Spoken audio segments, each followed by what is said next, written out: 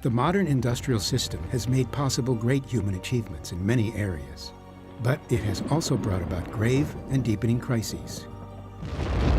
The global environment is being significantly degraded and is now threatened by climate disruption. Poverty is increasing, and the gap between rich and poor is widening. And it is apparent that increased material wealth has not produced the personal fulfillment human beings so long for.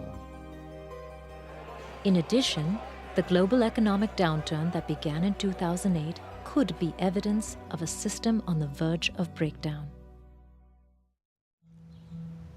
How did this happen?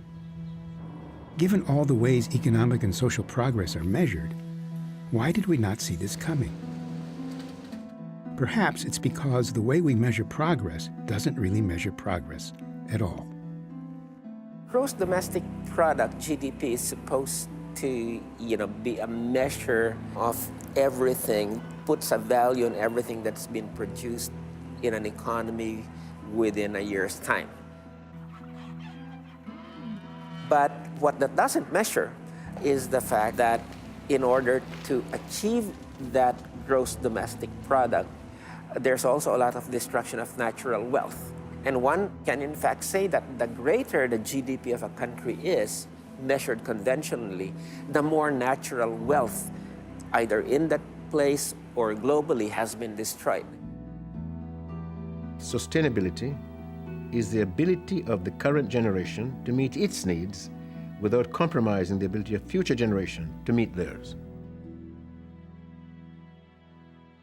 Since 1972, the United Nations Environment Programme has been periodically reporting on the Earth's vital signs, and the conclusion: in every natural domain, the Earth is under very severe stress.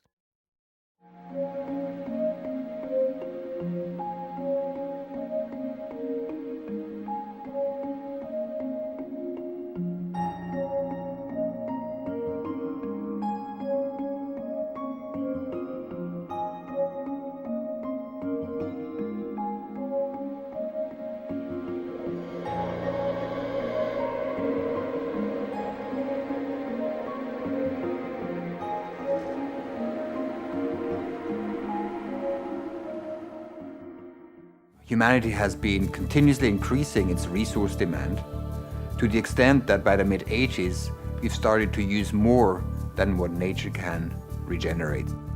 And by 2007, humanity used about 30% more than what nature can renew. So we have been in global overshoot.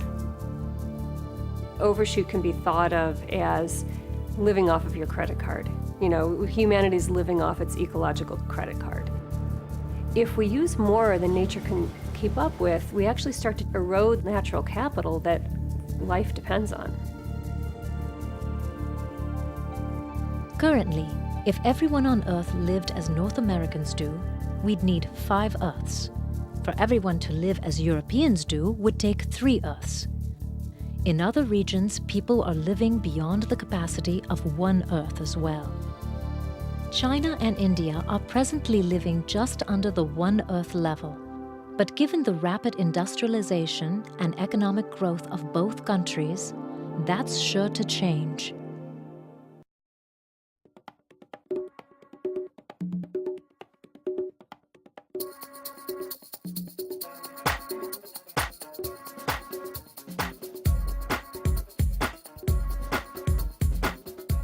One of the consequences of our modern way of life is the increasing amount of carbon dioxide in the Earth's atmosphere, caused primarily by the burning of fossil fuels.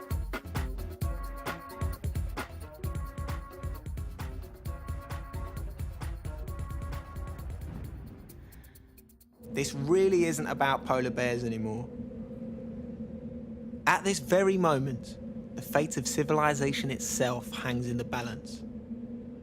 It turns out that the way we've been calculating the future impacts of climate change up to now has been missing a really important piece of the picture. It seems that we are now dangerously close to the tipping point in the world's climate systems. Tipping point means that, in the context of climate change, that after a certain temperature rise and certain other impacts on the global ecosystem, certain things change that cannot be moved back. While people are becoming increasingly aware of the effects of climate change, what's not as well known is the impact we are having on other species. We are in the midst of a mass extinction, but the news has not reached the general public. They are utterly unaware that the sacred and talismanic and heartbreakingly loved companions of ours on this earth are about to disappear forever. They will not return.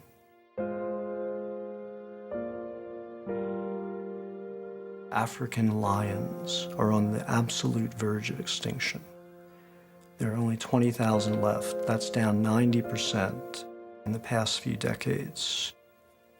Every species and subspecies of tiger on the planet is on the absolute verge of extinction. Elephants, down 90% in the past century. 90% of all large fish are gone from the oceans. Scientists, oceanographers were astounded and panicked by what they found. Half of all species of life may be extinct in 50 years. And what this means is that we don't have 50 years to solve this problem. We don't have 20 years. We have a decade